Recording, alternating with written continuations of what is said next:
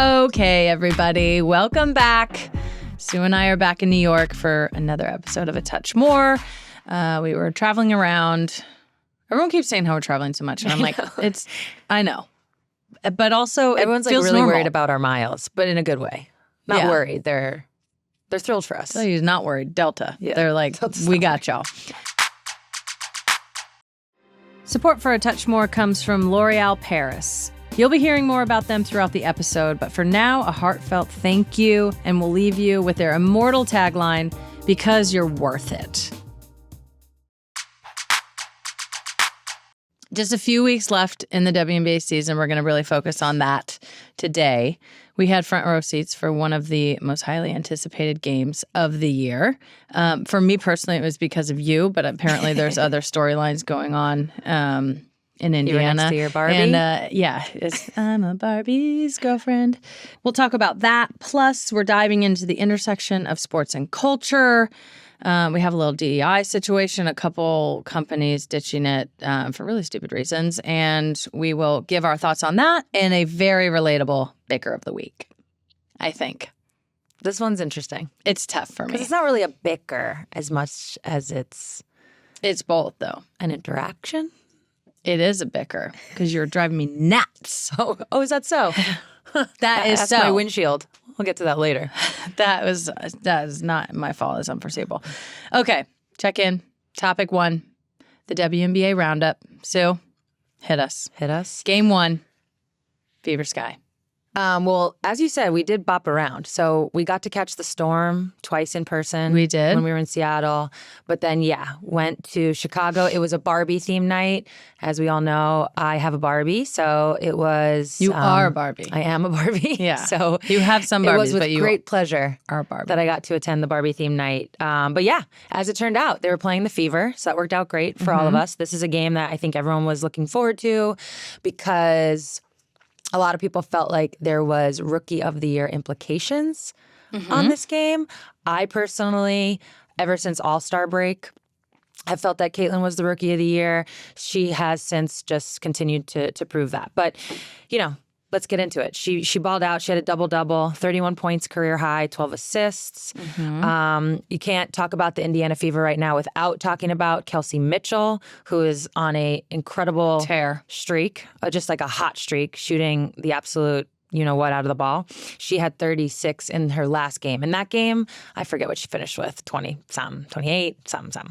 But she's killing it. But what I want to talk about, because I feel like those topics we've covered, is what I noticed sitting there for the Fever, which was two things, and both are about their posts. Okay. One, Aaliyah Boston's ability to now play make, whether it's out of a pick and roll, when teams start to run at her, she's making the right read, hitting Kelsey Mitchell a bunch on those back doors. Aaliyah Boston's playmaking is a really great sign for her as a player. Anytime you can add something to your game, especially as a post. In terms of the playmaking, it's always going to be important. But I think it's really part of the play that they have. It's part of that cog, her ability to find those players. Is it because she's got all the shooters around her? Lexi Hull's doing really well. She's just making great passes. It doesn't even matter if the ball goes in or not. They're shooting well. But the fact that she's able to facilitate is a big part. Anytime you have a post player, because for some reason, whoever invented the game of basketball, they just continue to put the post players in the middle. I'm like, where should we put them? Can we put them in the corner? I don't know. Yeah. If they could shoot threes, put them in the corner for sure. That would change everything. Yeah. That's why shooting post players are so important. Yeah. But the other thing I noticed was their post depth.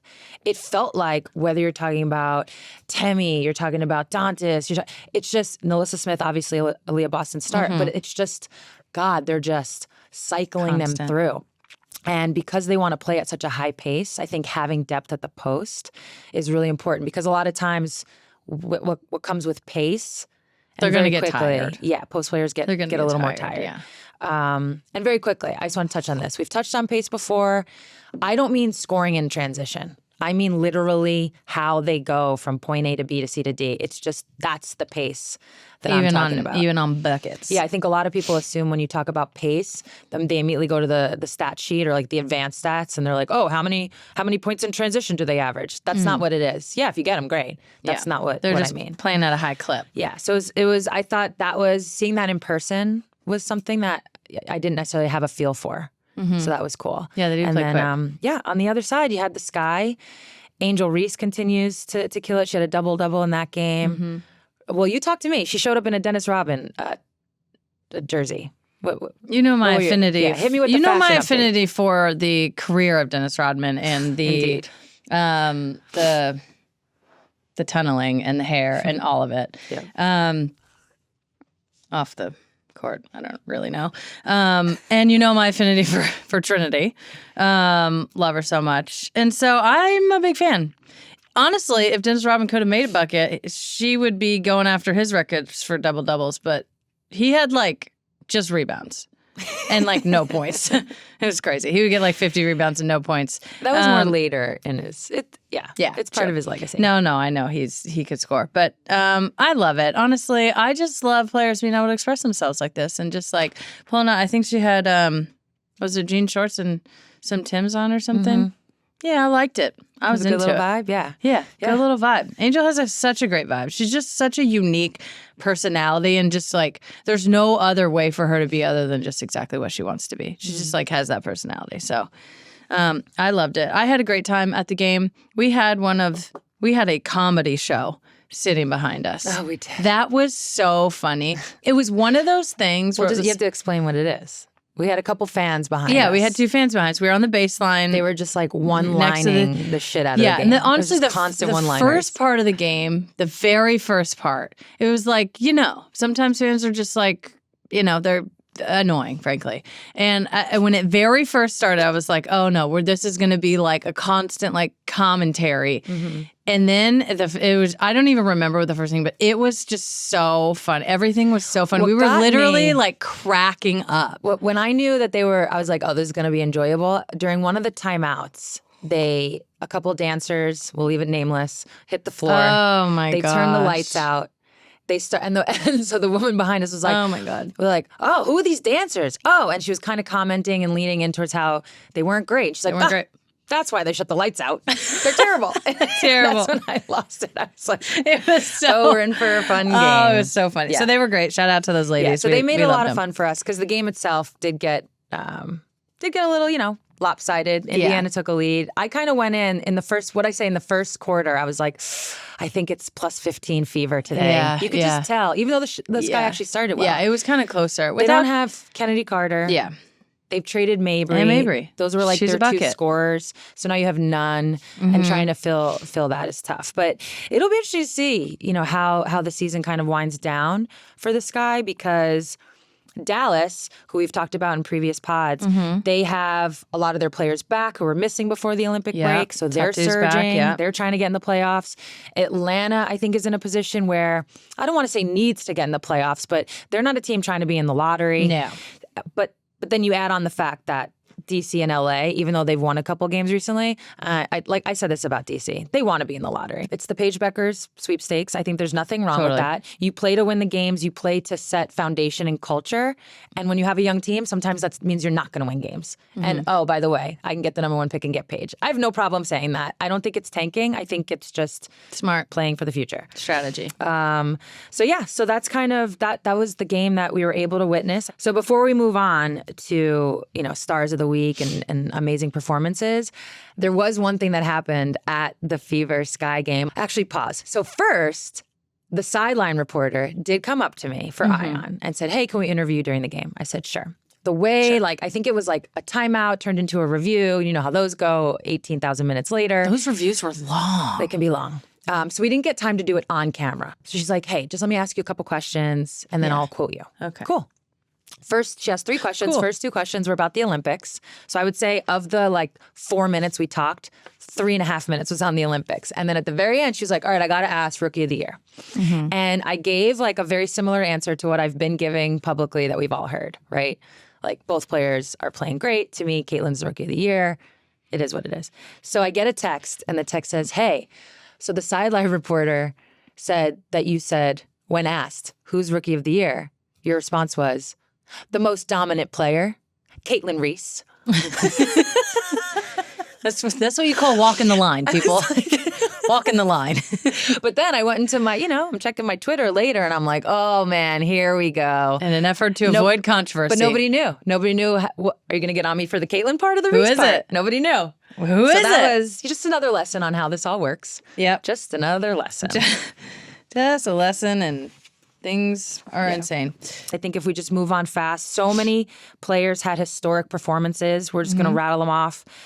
I mean, it seems to start and end with Caitlyn and Angel always at this point. Caitlyn broke the 3-point record for rookies. She also had back-to-back games of plus 25 points, plus 10 assists, first time ever. Angel Reese set the WNBA single season record for rebounds, which is incredible. Crazy. And then she broke the double-double record for rookies. We were there for Jewel's clutch 3. Sure were. I knew the second I saw the play kind of unfolding, I got out of my seat. I was like, oh, this is going in. We've seen it a million times. Yeah, so that was cool to see for Jewel. Arike had 9 threes, which actually ties a record, a single game record with Jewel and Kelsey Mitchell. Ooh, when was Kelsey's? Yeah, Kelsey. I don't know what year, but yeah, Kelsey Mitchell. People, I mean, listen, the Fever hadn't made the playoffs in Kelsey's time there, so I think people lost sight of the scorer that she is. Yeah. I mean, at one point she was literally like, I don't know what she is She's now. Like third in the NCAA scoring, right? Yeah, you don't get to that point, and you can't fill it up. And then last but certainly not least, A'ja Wilson. Continuing white t-shirt A'ja to absolutely dominate. 41-17 versus Phoenix. Broke Candace Parker's little record. Did you see what she said? That was so funny. I did, yeah. She's trying to boot Candace out of these record books. I love that. She needs a Hanes sponsorship immediately. Hanes, what are you doing? This is the marketing is being written for you in real time. Just give it to her. I do love a white tee. To me, the thing that's most impressive, I don't know if impressive is the right word. The thing that's most telling about this game, she was getting MVP chance at Phoenix. Ooh. Yeah. Traveling crowd or? Who knows? Respect. I mean, Vegas isn't that far, but still. Oof. That's crazy. That is crazy. You're right. It might have been Vegas fans. In Phoenix? So maybe it's not. Still, that's a lot of Vegas fans showing up. Very quickly before we move on, though, just in terms of the MVP race, like I think there are a lot of players, Nafisa Collier, Caitlin Clark for sure, that have entered conversations, been in the conversation, whatever you want to call it. And I understand why. These are players, especially Caitlin, that right now, in front of your eyes, it's like having this surge. But A'ja started the season that way and never fell off. And it's interesting to me how people, because of teams play currently, will try to knock A'ja while trying to, maybe prop up other players, which I have no problem with. But don't forget the first part of the season. Don't knock her. Can't forget the first part. So that's where you have to look at an entire 40-game slate when picking MVP. I have a question about MVP. This is literally just coming to me right now. Yeah. Do you feel like, and obviously Stewie was MVP last year, her and A'ja have been going back and forth. Do you feel like the MVP needs to knock the one who's there off? Like, is there something where there's like a crown retained? No, I'm a big believer. Or it's just by the season. By the season. This is just how I'm a big believer that every season is its own season, but every season is its own story. You start from scratch. I actually don't even, when we talk about, there's a stat right now, I think it's around the Seattle Storm, where they're quote unquote the most improved team in WNBA history. I'm like, well, because it's a different team. Like, what do you mean? That's a different team. That's just like really good GMing. Yeah. That's not an indicator of anything else. So I just don't vibe with that. I think each year should be different. Like I said, clean slates. Just because you won it the year before, whether it's a championship, MVP, whatever honor, doesn't automatically give you a leg up. That's just my take. It should be looked at fresh. All right. Last thing before we move on to a headline that we saw and took note of is I just want to address WNBA records, and not in any kind of bad way. I've tiptoed around it with my Roger Maris kind of comments. Okay, yeah. We're gonna see get into it. Pretty much every WNBA single season record broken. Yeah. And by the way, the asterisks do belong on Caitlyn and Angel because they're doing it. Angel with the rebounds, Caitlyn with, pick one, assists, threes. They're doing it in less games than were done before. right? So Angel Right, broke the right, record. I'm making this up. Let's call it in 32 games, where Sylvia Fowles needed 34 games. Yeah. So that's impressive. For sure. But we're going to be seeing, I just want everyone to know, we're going to be seeing a lot of broken records. When I came into the league, and even before me, I feel like Tisha Penicheiro's rookie year, I think she only played 28 games. Yeah. When I came into the league, it was 32. At some point, it bumped up to either 34 for a period of time, but eventually I played 36 in my final 2 years or so. Pandemic season was 20. We won't even count that. Nice. So there's going to be a lot of season broken records. It started last year. All the records were broken last year because it bumped up to 40 games. I just want people to keep that in mind because I feel like the narratives I'm seeing are applauding those that are breaking the records, but almost diminishing the previous holders. And that's not telling the whole story. We can have appreciation for both. There is kind of like I feel like we are very much entering into the second iteration of the W. And the first iteration was a long time. It's 20-something years, where it was mostly the same, the amount of games, all of that. And now it's like it's clear there's expansion coming. It's clear that the schedule is going to be expanded, all of that. So there's I don't know, B, C, and A, whatever Yeah, so I feel like in 5 to 10 years, it's just going to get lost. Yeah, it just will. But I think for the time being, I'd like to keep it. And by the way, I don't even have any of these records. This isn't. Yes, I have one career record. Well, outside of like games played, minutes played, wins, like all the ones that just say you're really old. I do have the assist record. Longevity. Career records are going to get smashed. Yeah. Smashed to play. Right now to play anywhere from 4 to 6 more games a season. And then on top of that, as you just said, I'm sure as the league continues to grow, it'll be more games. So yeah, just keeping that in mind. Yeah. Okay. Thanks to L'Oreal Paris for their support. We've long heard because you're worth it. But it can be hard to really take those words in and believe in yourself. L'Oreal knows that every woman's journey to discovering their own self-worth is unique, and they want to be there for every step of the way. Whether it's as simple as making you feel beautiful when you take on your day, or as impactful as giving financial support to an inspiring woman's vision to help a community, L'Oreal is there.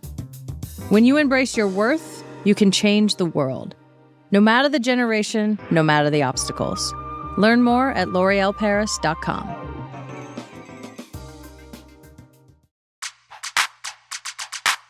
So the headline we saw. The headline that I want to talk about is Olympic fatigue and is it hurting the aces? What do you think? Well, I would say that even in the beginning of the year, they weren't the dominant aces that we saw all of last year. They had injuries. They had things. Yeah, they had things. Asia doesn't seem to be tired. She did a lot at the Olympics. Played a lot and did the most. I think being a champion is so hard. It's like you have to do so much more. And it's all good stuff, so you never get to complain about it. It's like, oh, I have to do this sponsorship, or I have to go to this parade, or I have to do these things. But it's really hard, and you're getting everybody's best every night. That's for sure. And for whatever reason, mostly just because you won, everyone's like, nah, I hate you. And so they're bringing it every single night, and it's really hard. I agree. Yeah. And they had some injuries, and they're getting back into things. Becky said, definitely a little bit of fatigue factor. I know a couple of them were a little bit dinged up. They might have had some injuries as well. Not themselves. Jackie hasn't been herself. But also, it's just a lot to play all the time. You know this. It's a lot to play. We talk about this all the time in soccer. It's every time that the international players go away for friendlies or tournaments or whatever, some of the players are staying back. They get 4 and 5 days off at a time. I've experienced it very late in my career. Right at the end, I was like, is this what happens? You just get to have a little vacation and then come back and train. But it's difficult to do double duty and to go back and forth. But what do you think? You've done Olympics we talked in about the middle of a WNBA this, season. A couple weeks ago. And I do think my starting point is for the U.S. Olympians, the load you're shouldering is so much less than your WNBA load. Because you're surrounded at the Olympic team by, so much talent. And so generally speaking, I always felt when I came back from Olympic breaks, I felt just like I was in elite shape. Okay. It was like I just worked out for the last month in a really great way where I wasn't overtaxing myself, but I was still playing and I was in rhythm. But I think now that I'm like, we're a little bit removed, what I would add to that, and I experienced this when I kind of reflected, I realized I experienced this in Tokyo a little bit. So Tokyo was probably of my 5 Olympics, the most challenging. It was challenging in a lot of levels. It was just like a little bit more of a challenging Olympics. Was. So I remember coming back and feeling really tired. And by the way, I wasn't even referencing the pandemic part of it. It was just a basketball. It was a challenging Olympics. You were really, I was really tired. So from that regard, it made me realize like, oh, you know what was part of this Olympics? There was just a lot surrounding it. And then you think about how the Olympics finished out and just the pressure, the narratives, the pressure, the conversation. That can actually fatigue you in a way. Because you're carrying something different. So even though the basketball load itself wasn't as heavy, because again, you're surrounded, they were carrying a different pressure.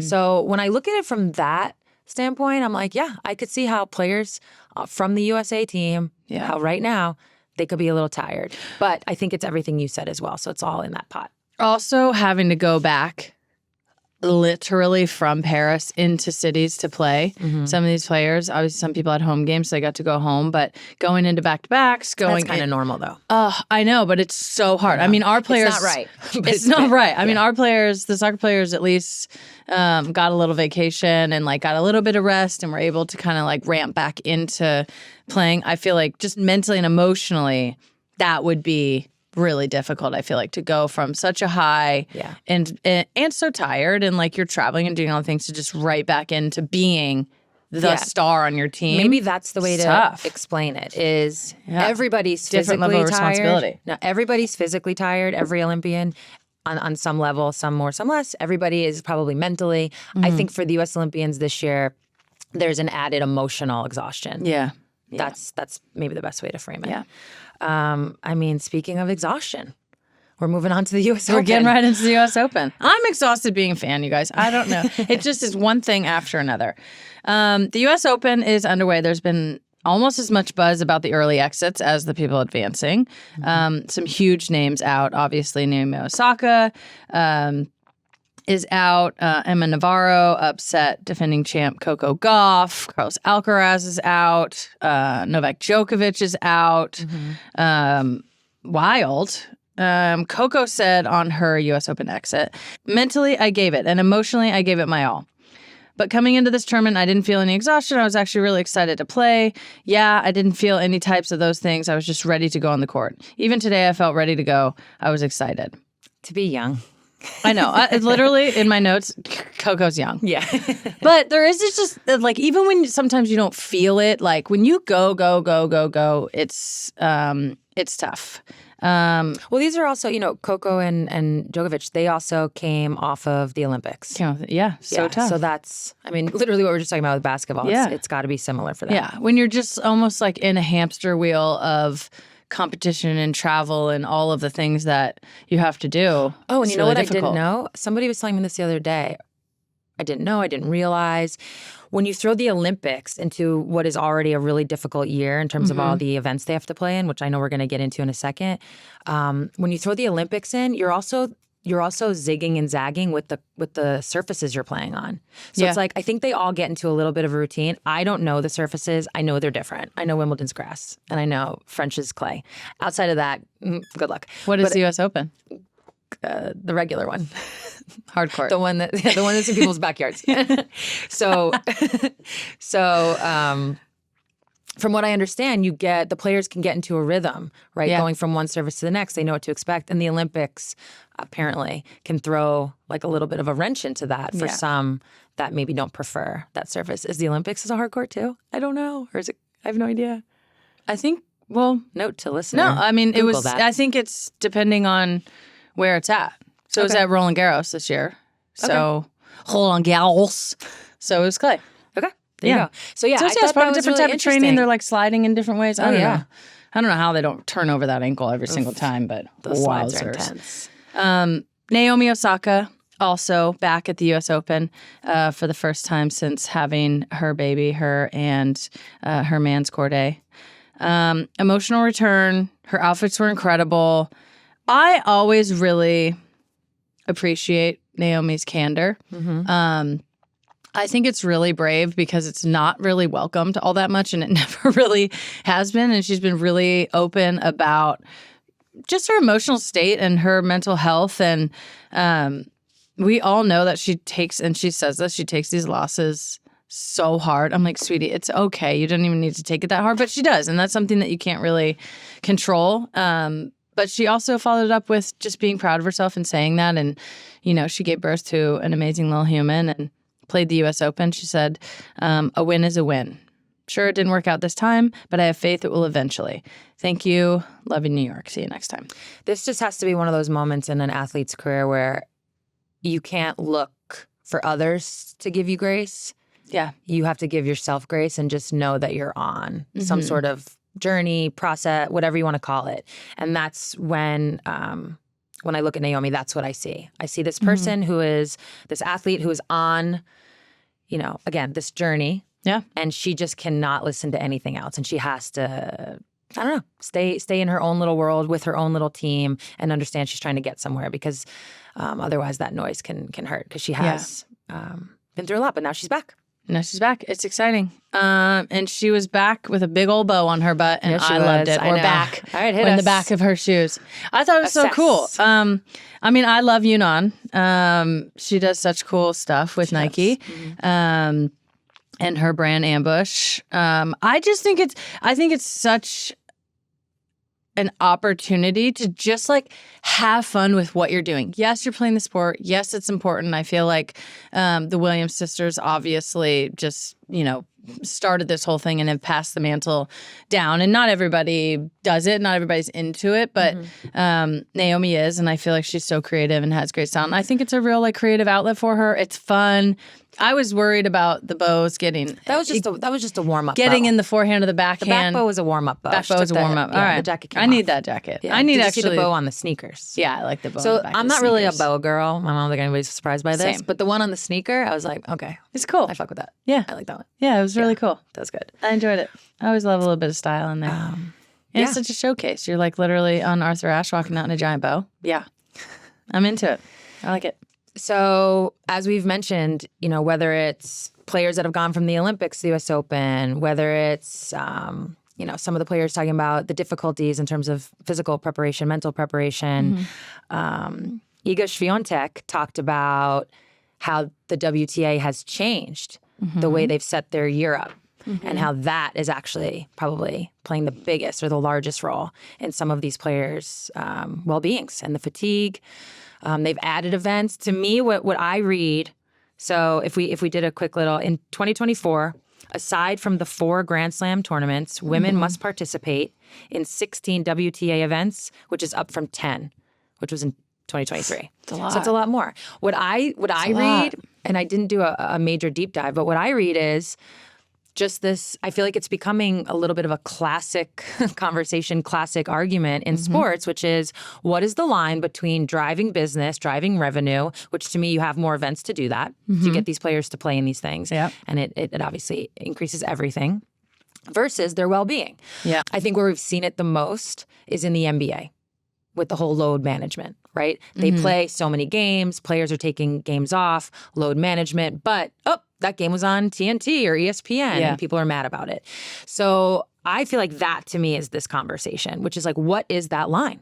I know. Are we like in like late stage capitalism of sports schedule congestion? What is too much? Yeah. I mean, I think we have this in soccer. It's a big conversation in soccer on the men's and the women's side, because there's just so many make 'em up tournaments. There's so many regular tournaments. There's so many important things. And I think I can't speak to men's sports, but I think in women's sports, what's happening, there is an increase in money, investment. There's an increase in, appetite for these games. And the jump year to year is the issue. Not necessarily, I mean, I do think the calendar is too congested. And, going Listening from to the tennis players talk, it sounds impossible. It's a lot. I mean, these tournaments I feel like are like 2-week preparations. Well, you know what you're playing for a long time and you're preparing for it. So it's like, it's not like, oh, just a couple more tournaments. This is like, way more weeks in your year. And it's the jump year to year. Your body can't So to adjust. me, it was when Ego was like, I don't have time for myself. My words, not hers. Yeah. What'd she say? Yeah. She's We like, don't have time to work on stuff or live peacefully. live peacefully. I was like, that's a problem. So for me, if players are speaking out in this way, and I get it, it's only been 1 year, so maybe there does have to be an adjustment period. I don't really know enough to say what I feel on that. But if players are like, I can't even, I don't know, sit down and binge a TV show for my own well-being, that's a problem. Yeah. That's and a then problem. it just they're not becomes, machines. and then you're just burning out, and you're not going to have a good product anyways. A number of players have talked about their mental health and just how social media in these big tournaments is interacting. Yeah, people are on Twitter making death threats. Can I just do a What PSA? is wrong with people? Can I just do a PSA? I just don't get it. Our default on social media doesn't have to be a big fucking troll. You don't have to go in and comment on everything. Like, why is the default so much negativity? I get you want your players to win, or you have a bet on there. That's your choice. You chose to bet on them knowing that those players are coming from the Olympics. Maybe they're a little bit tired, okay? You chose to do that. It's just so frustrating. Like, you can sit down and just enjoy. And I'm not saying you can't ever say anything or have a little quip or whatever, but just and there's a lot of bots. I get that. And those are driving a lot of the negative narratives. But I'm just like, the default doesn't have to be opening up a post and finding the worst thing that you can say about it. I had a weak moment the other day. I know. You're really going to bring this up? Yeah, I had a weak moment. I can't everybody's going to go searching for it. Yeah, and it's right there. It's right there where I left it. This is what happened. I was just scrolling my Instagrams, and there was a post about Angel Reese breaking another rebound record, incredible, or double-double record. And the first comment, and you know me, I don't really like get into the comment, but it was the first one, so I saw it. And it was just something rude about offensive rebounds, or was it her offensive rebound or whatever. Off her own misses. Off her own misses. And I just couldn't help myself, and I got right in there. And I just replied back to the guy, naturally. I was just like, man, shut the fuck up. That was it. It's just like in the acronym, shut the fuck up. And I'm just like, shut up. If you don't like it, totally fine. Keep scrolling. Go past it. Why do you care so much about being negative towards something that is amazing? She's literally breaking records and the W's going crazy. And I'm just like, shut up. Anyways, that's Social my media. PSA. Our default doesn't have to be like ultimate negativity. Your quips aren't even funny anyway. So love you, Angel. Got you back in the comments. To round out our U.S. Open conversation. Oh, yeah. We're not even It was amazing halfway done. seeing Serena Williams there. Her first time going back as a spectator. So cool. Sitting next to Lynn Williams. Sitting next to my medal's off the strap, Lynn Williams. Did you have your medal just in your pocket? In your purse? Right here. I don't know. Maybe not. I don't know if you can get through a metal detector with that thing. I don't know. Did you let Serena hold it? I don't know. But yeah, I turned on the Serena's TV. like, I'm good. I got my own. What do you mean she let her hold it? My girl Lynn sitting next to Serena. It was great to see Paige Beckers and AZ Fudd in attendance. Paige was super into it, especially So into it. When Frances Tiafoe was Big playing. sports guy, that Paige. Yeah, she is. Yeah, she loves the sports. is. So that was really cool. And then, we're going to the U.S. Open this week. I'm really excited. I've never been. I always chalk it up to... You have never been? I know. I always chalk it up to things you don't do when it's in your hometown. Like, example, I've never been to the top of the Empire State Building. Why would I do that? I've only been to the Statue of Liberty because it was a school field trip and I had to go. And I hated every second of it. Ellis Island was cool. But walking up the Statue of Liberty is like not that great. It's a lot. It's a lot of steps. It's a huge... Yeah. Yeah, it's really tough. It's a lot. Okay. Are you... JK, I did enjoy it. I did. I'm glad I did it, and I'll never do it again. Are you going to get a honeydews? Well, that's where I was going with this.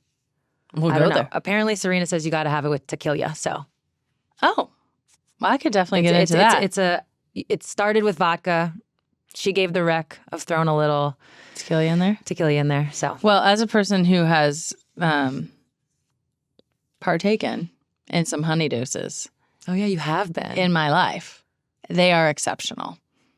They are the driving business. Is it the little melon balls or I don't know what it is. The raspberry liqueur. Cassis. I don't know what it is, but they're so amazing, and they do like $10 million in revenue. I know, And it's for one nuts. single drink, that's insane. They're basically funding the whole operation, and I love that If they for had the fans. honeydeuces at Stewie's 30th birthday the other night, we would have added, what, $5 million to that? Yeah, probably. Tough. Probably. Also, night. it's probably why the U.S. Open gets so rowdy, and I personally love it. There's nothing more there's nothing I hate more than staunchness in sports in general, and I don't know. I want to go to Wimbledon. I'm not sure that I'm going to be allowed there. It's just like you have to stay quiet the whole time, and I think some of the players do get irritated. But I'm like, you're at the night session on Arthur Ashe in New York, and honeydeuces are doing $10 million in revenue. Do the math. Do the math. You know what you're getting. We're getting rowdy. Also, high BACs. Tiafo advancing. Yeah. Let's go. Did you say that? Yeah, I mentioned that. okay. That's where Paige was at the U.S. Open, then came back. And she's back. Yeah, I'm like, well, didn't class Does start? she have a time What's machine? going on? If I she know, has a everyone- time machine and we don't, I Everyone's want it. thinking about our miles. I'm like, I need to see her Sky know. Miles account. Although that's a drive. Yeah. We're really excited. It's been fun. You can kind of like feel the buzz around the city. I feel like I've even just seen a few people walking around and I'm like, is that just an outfit for the U.S. Open? Are you in the U.S. Open? Are you going to play? I don't know what's happening, but people are really into it. Yeah, it's fun. And it's exciting. I'm excited for this week. I'm into it. Support for A Touch More comes from L'Oreal Paris, who are proudly presenting their 2024 Women of Worth honorees. Every year since 2005, L'Oreal Paris has launched a nationwide search for 10 extraordinary nonprofit leaders to be named Women of Worth honorees. And this year's class is full of inspiring and diverse women from different backgrounds, different generations, different parts of the country, but they're all united by their exceptional drive to address our nation's most pressing issues. Like Rania Zuri, who at age 13 founded the Literary Society, an entirely youth-led nonprofit aiming to end book deserts for disadvantaged preschool children.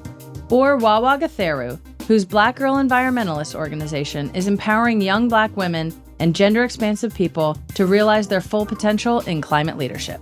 Each of these Women of Worth honorees receive a $25,000 grant to support their charity, mentorship from L'Oreal Paris Network, and a national platform to tell their stories. Also, they get a shout-out from us right now. It's time to celebrate these extraordinary women and inspire the next generation of female leaders, because they're worth it. Learn more about this year's recipients at womenofworth.com. Moving on to the intersection. Okay. This week, we're going to talk about how Jack Daniels and Harley Davidson has dropped their DEI programs. Boo. Big boo. It's just stupid.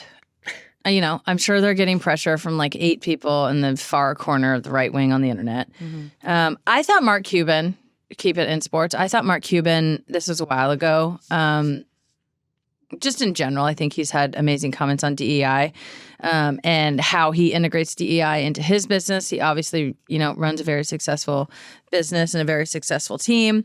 He said, quote, DEI does not mean you don't hire on merit, because of course that's what everyone's like, oh, we can't just hire. Bullshit. Of course you hire based on merit. Diversity means you expand the possible pool of candidates as widely as you can. Once you've identified the candidates, you hire the person who you believe is best. And it's really just about bringing more perspective. You're going to get a better perspective. I've said this for a long time. The point of having so many people around the table that have different perspectives is you're going to get a better product, whatever that is, instead of having, only my opinion all the time. That makes no sense. I already have my opinion. I don't need more of mine. So I thought that was great. I will not be partaking in either of these products from here forth.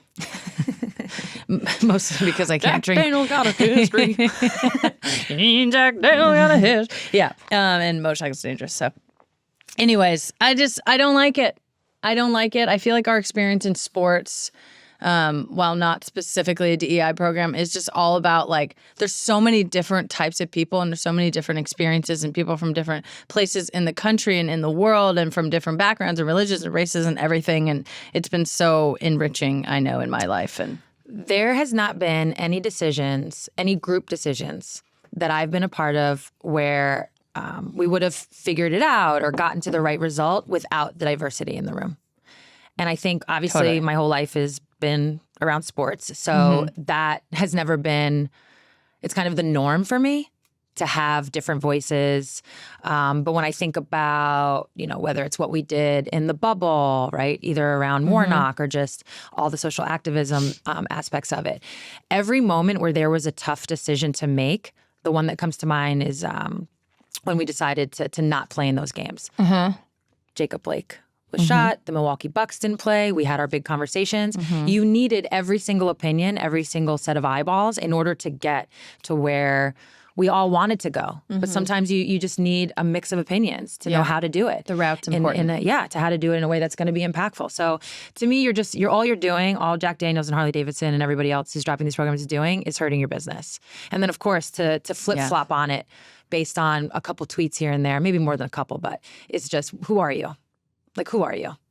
You can just go back at them and just poke holes in everything they're saying because none of it makes sense. Yeah. So now you really stand for nothing, and that's where it's. I think you're just going to get a worse, more bland, disappointing, less interesting product. Absolutely.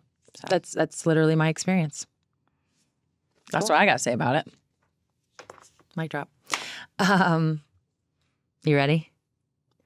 Am I? Bicker of the week. It's the bicker of the week. Am I ready for this? Can I just very quickly, so everyone knows, when we say bicker of the week, do you know where that's from? Do you even know where that's from? No. That little jingle? Chrissy Teigen and John Legend, I don't even know, 805 years ago, probably 5 years ago, went on vacation. Oh, yeah. And every morning, Yeah. it would be this video that like panned up eventually to Chrissy's headband. And it was John Legend singing, "Headband of the day. It's the headband of the day." And every day she had a different headband. In a John Legend voice. Yeah. Because he's John Legend. He's John Legend. It was like one of my favorite things. Loved it. I loved it. So when we started doing Bicker of the Week during the pandemic, Bicker of the Week. It's a little piece of the internet that you just love so much. This one's tough for me, guys. You say, push your locks away. Yeah. With the headband of the day. I fucking loved it. Oh, Bicker wow. of the Week. All right. How do you want to start this? Well, I just want to start this by It's already starting. just setting the scene. Okay. That like we live very differently. I live hard. I do. I bang into things. Things mysteriously break in my presence. My things. Well, your things are there. We live together, so your stuff is there. All right. So this Bicker of the Week, like I said, it's more of an interaction, is about Megan's driving. So just to give everyone a visual of the story we're about to tell, in our garage in Seattle, we have 2 parking spots. They are next to each other. My spot is, luckily, the last spot until the wall. So I have like 2 feet of leeway from my spot to the wall. When I moved in, you did give me a spot, but it wasn't the best one. Well, you got to work for that, I agree. Baby steps. I agree. So my spot is to the left of Megan. As I said, I have the wall, so I have a lot of wiggle room. Megan is then in between me and our neighbor. And you do like to give our neighbor a little more space, which is very sweet of you. Yeah. So this is Megan's predicament. She's got to have some room to move, The way the garage works, you go kind of like down and around. And by the time you get to our spot, it's like a tight right turn into Megan's spot. It's one of those things where you just want to be able to whip in and just you do wanna it be on a able to whip in. one. Do it on one. I don't want to have to back up and do. You can do it on a 1. I do it on a 1 all the time. You Well, have not a way anymore. bigger spot. No, not with your car.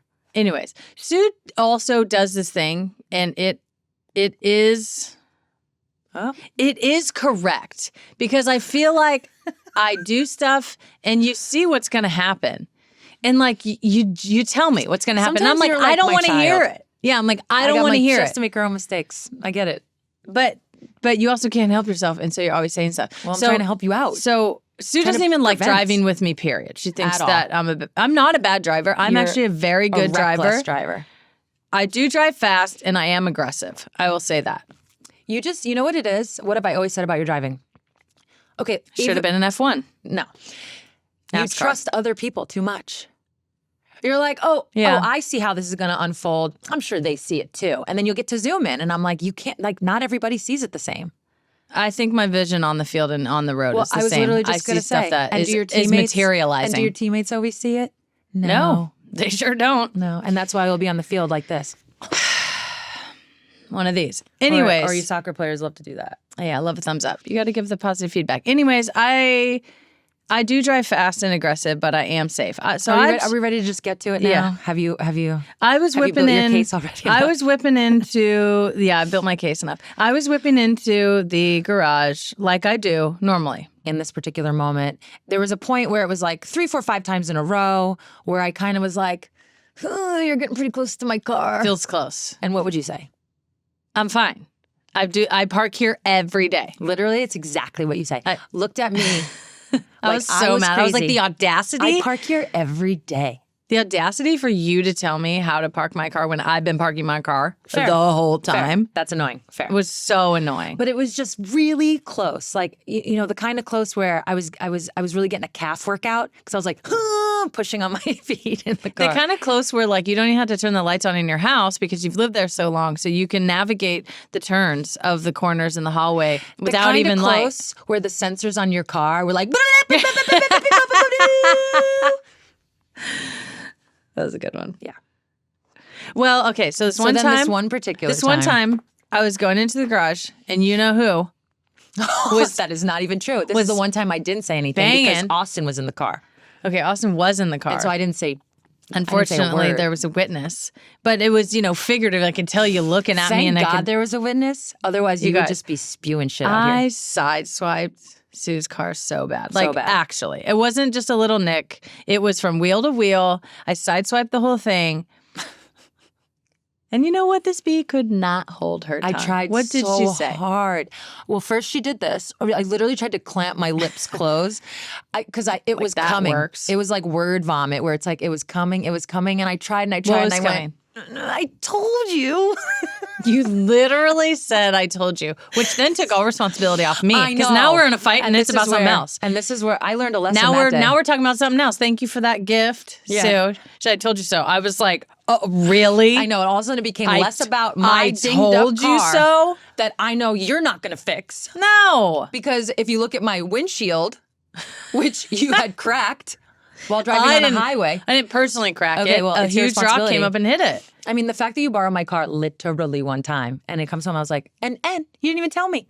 I forgot. Oh, I forgot. I didn't hide it. I forgot. Well, you can't hide it. I got in. I was like, what are all these I wasn't cracks? trying to hide it. I So forgot. anyways, if that is any indicator, I knew you were never going to fix it. I'm going to have to fix it. So yeah, I told you. But then you were in the wrong, so I was off the hook. I know, which It makes was no great. sense.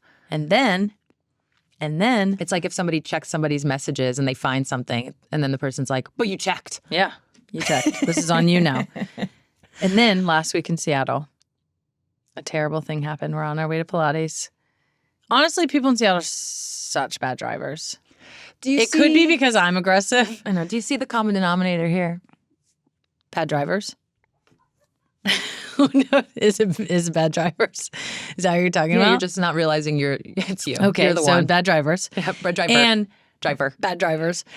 In Seattle, this is very common in our neighborhood in Queen Anne. People park on both sides of the street, and the streets are narrow. So sometimes you have to like dip in. Way. Yeah, it's kind of a free for all, but it's annoying. also just like fine. Sometimes you have to back up a little. So this person, we're coming at each other like this. They go to pull in this spot, which is so stupid. Just stop and let me pull in that spot. So then they did, and then they pulled out, and we were kind of late, and I was also getting irritated. And I was just like, let me just scoot in here and get past this. Totally sideswiped another person's car. It was so annoying. And Sue was in the passenger seat, and she was like, oh, did you know you hit that? Did you know you hit that? That's not what happened. Oh my God. I'm like, yeah, no, I hit it. Obviously, sideswiped the whole motherfucking thing. Crazy misrepresentation. I didn't say a word. I was just like, oop, hit that. Because honestly, you kept going. So I didn't know if you knew. Well, at that point, you just have to like, continue the swipe? I mean, I backed out a little bit, but then I don't even know if the person I who didn't was say I told you so, even though I was thinking, there's growth on my part. I didn't say a word. I was supportive. I was calm. You were very helpful. I was like, don't worry about Pilates. You were like, just get out and go to the class. And I was like, no, I'm going to stay. You were really sweet. I changed I our had to leave Pilates a class. note. Yeah. It That was was raining, interesting. so then I had to put the note in some tissues, and then I was like, hopefully it doesn't bleed out, or hopefully it does. So- it didn't. We're on it. Insurance is involved. It was pretty minor-ish. I think the most interesting part to me was that you didn't have a pen. We didn't have pen or paper. So there's this moment of like, what do we do? Yeah. And you can't leave the scene of a crime, if you will. So you're like, what do you do? So we illegal. actually called the police. I encouraged this because I had a situation where somebody, They were I like, left a note and they "What?" accused me of leaving the scene of the crime. So they literally was like, we've never dealt with this. Hold on, I got to talk to my supervisor. 1 minute later, comes back. Yeah, just leave a note. Just leave a note. We're like, okay, good to know. Well, that's what I thought, but I mean, what? And then you were like, but I don't have a pen. Then I had to go get a pen, go into the bank, get a pen. The was lady a whole there thing. was a huge fan. She said to say hi to you. She was really excited and tell her why I was Little did in she there. know what the pen was for. Yeah. Yeah, we got on so it. yeah. It was so annoying. I know. And what's so interesting, I haven't told you this yet, but Oh, Lord. because part of my growth, I didn't say anything, but it was, why'd you go down that street? Why'd you go down a tricky street? There's know. 18 streets to choose from and you choose the worst one. It was, what was that Honestly, decision? because Queen Anne Ave is annoying because it's busy, but then it's also like this street is, it's not busy, but it's like just as like cumbersome. So I made a mistake. Huh. You know why? Because I don't think things through. Because you're a Because I live in the moment. bad driver. Because I live hard. Because I'm an F1 driver. Yeah. I'm not meant for these streets. I'm meant for the track. Both cars to this day, Not been fixed. not been fixed. I don't care about cars. I know.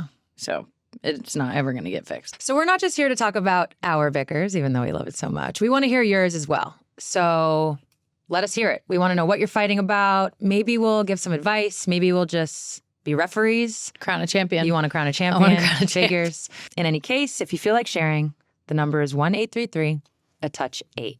Oh, yeah. We're going to be I crowning can't wait to champions. hear who else says I told you so. We're going to be It was crowning such a bad girl champions on every my week. part. It's not actually to resolve any issues or help you in your crowning coupledom. champions. We're going to be crowning champions every week. A touch more this week is totally centered around the Paralympics and the increased attention in ticket sales, viewership, all of it. We've been locked in. So what you been watching? I have been really into the wheelchair rugby. I Really got cool. into it. I think a lot of people did with the documentary Murder Ball, gosh, in like 2005, 6 range. So that put it on the map for me. It's I have a friend who played it. So I don't know. I've always had an affinity. And this year was really exciting. So the semi good news is that the team finished with a silver medal. Love that. It's only semi because it wasn't gold. Yeah. But the good news is we had a woman for the first time on the wheelchair rugby team. So Sarah Adam was the first U.S. woman. Let's go. What I didn't know in all of my obsession the last couple of years, what I didn't know is that, okay, so the way this works is you can have a certain number of players on the court at a time. I forget if it's 7 or 8. But there's a point system based on, whatever disability each player has. Okay. And so, depending on how able-bodied you are, there's a point system. But so you can only, and I think let's say the points goes to 8. So somebody's a 1.5, then this person's a 2, and this person's a 3, and it can't exceed 8 points. But what a woman does, if you have a woman on there, it gives you an extra half point. So it's actually advantageous to have a woman on there. Sure is. Part of me doesn't know how to feel about it. Like, it's wonderful because it means a woman is going to be, it means it's smart to have a woman out there. But then I'm like, shouldn't you just have women out there because they're probably smart and they're probably strategic? And I know that's how Sarah describes herself. So I'm a little torn there, but otherwise it's wonderful. Australia had 3 women on their team. Denmark, Germany, and Japan also had women. Cool. And as I said, they won silver, so that was exciting. They interviewed Chuck Aoki after he had his medal on, asking him, he's already been at the Olympics, I think 3 or 4 times. And this is the 3rd straight silver, which can burn a little bit. That can sting. Tough. And they asked him about LA, and he's like, oh no, LA, like home field or home court, I'm going for gold. I'm in. So I thought that was exciting. So it Cool. was really cool to watch that. I was all in. Love that. The Paralympic refugee team has its first medal after athlete Zakia Kundadati won the bronze medal in Taekwondo. So cool. Just to think about where someone like that had to come from and what they had to fight through and all the adversity, and to be able to like be on this world stage and this incredible moment and just perform, and like I just think it's so cool. So I just want to shout that out. And then there's, of course, everybody's favorite couple. They're Yeah, rivaling We're stands all here. of us for, makeouts in the stands. the run over and kiss. We should do like a top 5 list of that. Oh, we top should. 5 couples. Yeah. Because it is a really special moment. I like that. So Hunter Woodall is trying to capture his first medal. He finished 6th in the 100-meter final. He still has the 400-meter final up and the 4x1. So we'll be checking him out. Those he competes on Friday, September 6th at different times. Okay. But yeah, his wife, Tara Davis Woodall, she's gold medalist in the long jump. She's getting a taste of that stress in the stands. Yeah, I know. It's not that fun on the other side. It's different. It's stressful. It's different. And then even Because you don't have control anymore. You don't have control. And even after the good thing happens, you're still just kind of like left with all the stress and anxiety in your body. So then you're just like excited, but it's like crazy. Yeah. She's getting a taste of it. So cute how supportive they are. I know. It's great. like literally the wonderful. cutest thing ever. Love that. And then last but not least, one more little nugget we're going to leave you with here is just this conversation around the increased attention in women's sports and how that is impacting business decisions. A good example is seeing Simone Biles and Gabby Thomas. They're attending WNBA games. They went to the Indiana Fever game. Legends. I do think, we've talked about this, I do think having celebrities show up to games, events, it says something about the cultural cachet, which does lead into the business interest, if you will. So woven into pop culture and all of it. It's really cool. But with that does come some decisions, some choices on the business front. And one that sticks out the most is that the New York Liberty season tickets have taken a bit of a jump for the 2025 season. It's some crazy percentage. It says lower bowl tickets are going to go up approximately 59% over the season. I have a take. I want to hear yours. My take is that I want to be locked into my current price. Okay? So that's my I don't know if you're considered New York. a long time season ticket holder because they are capping it for some that have like a certain tenure. Yeah, no, I'm not. I'm only 2 years in. My take is that I really do. I feel for some of the fans. Like I really do. There's been a lot of people who have supported women's sports for a very long time, and I can understand how this feels almost like a punishment for the support when like things just keep going up. And you know, one thing that people love about women's sports is the accessibility from a financial standpoint, from bringing your family, from like, you know, closest to the players, everything. But what I'll say is like, we can't ask for more TV time and more merch and for players to be paid higher and for more media and all of it, and then have the ticket prices stay the same. Like the business is all going up. I know it's a growing pain and I know it's hard and it will price some people out of going to the games or going to as many games.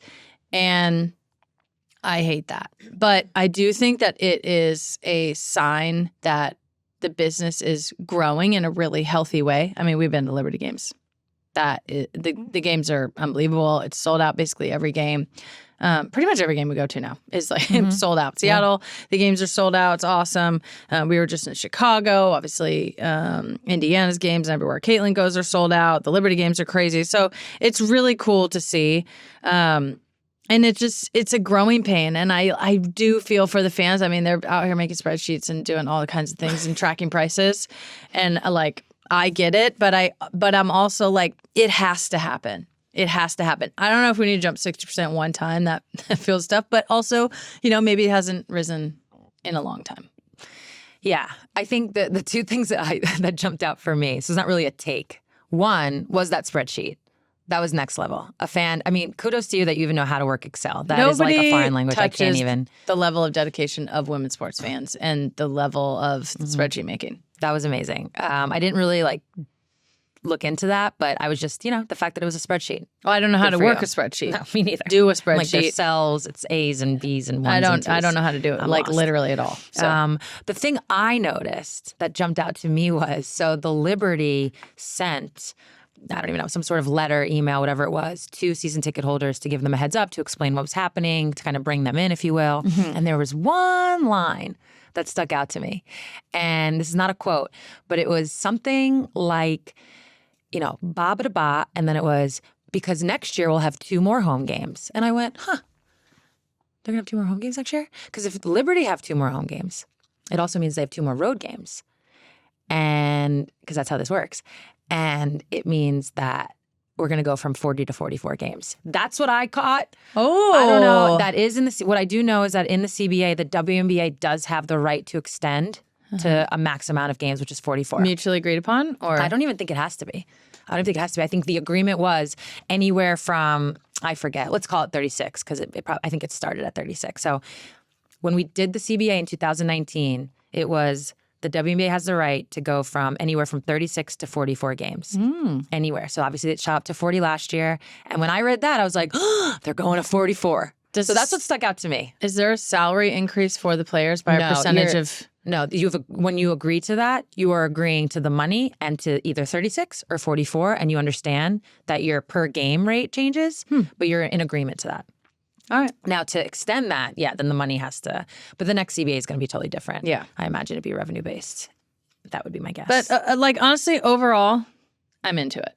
I totally understand why it all has to grow. It all and has it to grow, and it's all good, and it's a growing pain. I know, but gotta do it.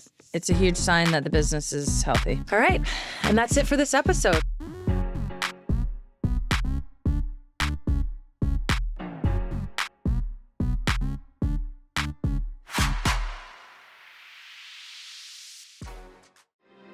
Thanks to L'Oreal Paris for their support. We've long heard because you're worth it. But it can be hard to really take those words in and believe in yourself. L'Oreal knows that every woman's journey to discovering their own self-worth is unique, and they want to be there for every step of the way. Whether it's as simple as making you feel beautiful when you take on your day, or as impactful as giving financial support to an inspiring woman's vision to help a community, L'Oreal is there. When you embrace your worth, you can change the world. No matter the generation, no matter the obstacles. Learn more at l'orealparis.com.